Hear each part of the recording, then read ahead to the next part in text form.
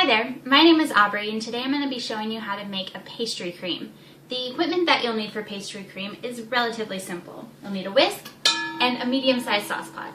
So besides the bowls that you'll actually be mixing and measuring in, that's pretty much it. So it's pretty easy to have the equipment necessary to make this delicious recipe. We're starting with 2/3 cup sugar, about 1/4 cup of cornstarch or flour, whatever you prefer for a thickening agent. My recipe today has 6 egg yolks. I've seen them range from 4 to 8 egg yolks, but really focus on the technique today, not so much the ingredients, because it's the same technique for any pastry cream. And then we'll also have 2 cups of whole milk, and I'm going to flavor my pastry cream with vanilla beans. So we also have that. I've already seeded, and we'll add it to our milk to steep. So let's get started. First, I'm going to bring the 2 cups of whole milk to a simmer. So I'll get it in my saucepan here.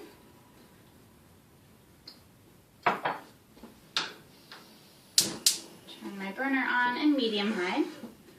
And I'm also going to add vanilla bean. And I've already seeded the vanilla bean, as you can see here on the knife. I'm going to add that, and also the pod itself, I'm going to throw that in there, and I can always take it out, but it has tons of flavor, so we're going to put it in there for now.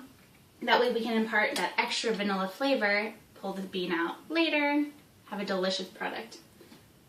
While that's heating up, I'm going to take my 6 egg yolks, 2/3 cup sugar, and 1/4 cup of cornstarch. I'm using cornstarch today just because I really like the outcome of it, though a lot of people will use flour. It's up to you, doesn't entirely matter. You could use a tapioca flour if you wanted, if you needed a gluten-free recipe. I'm just going to mix this, and it's going to be pretty gummy at first because there's a lot of solids there. But after that sugar gets in contact with the egg yolks, it does start to break them down a little bit, and it definitely gets a little bit thinner and more mixable. There we go.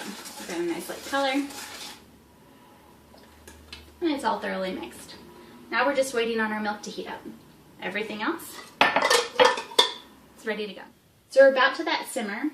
What's really important, this next step, is tempering our eggs. Because if we were to add all of this hot liquid to the eggs right away, we would end up with some sort of weird vanilla scrambled eggs, which is something we definitely don't want. So I'm going to add a little bit of milk at a time to our eggs, and then we're going to warm them up gradually, and then add all of our eggs back to the pot and continue stirring to actually get our thickened product. So I'm just going to pull one of my measuring cups that I used earlier and go ahead and take some of this hot liquid and add it to our eggs. Pretty much right away I need to start stirring so that no part of the egg gets too warm and actually cooks. Once that's incorporated, I'm going to add a little bit more cream.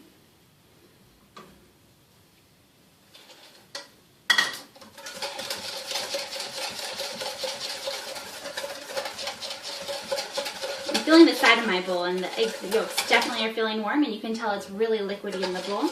So after I add about 1 cup of that cream, I'm going to transfer my eggs into the pot, and I'm moving my whisk into the sauce pot so that what is getting hottest is on the move. With that movement, we're going to be able to avoid any clumping or any scrambling.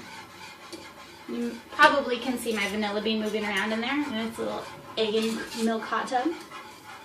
I'm switching out for a clean bowl. I'm going to be pouring this mixture into the bowl to cool and settle. I'm going to be pouring it through a strainer because I added that vanilla bean. I want to get that out of there. And also, just in case I've created any clumps, my strainer will take those right out. If you don't have a strainer, you can just be very careful not to get clumps, and then with your vanilla bean, simply use your fingers and pull it out. Oops. I'm waiting for my product to thicken. Notice I still have the heat on, and if you can see on the computer screen, we're getting a thicker product. It's pudding-like. Turn that heat off and pour my pastry cream into the sieve.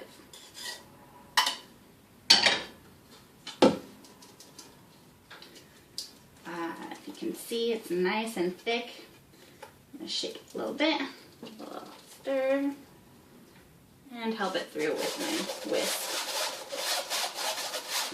If you don't have a sieve, it's actually really important that you do not scrape any of the remaining pastry cream from the pot into your bowl. because that pretty much has already burned and you don't want it to be part of your product. So I'm going to cover this with some plastic wrap. And I want the plastic wrap to actually touch the top of the pastry cream, because otherwise it'll develop a skin, and I don't really want that. Of course, you can always pull the skin off, but I don't like to waste because this stuff is delicious. So I'm going to put the plastic wrap over, directly touching the pastry cream, and I'm going to let it sit. Once it cools to about room temperature, then I can put it in the fridge and have it cool completely. It should be a nice, thick pastry cream.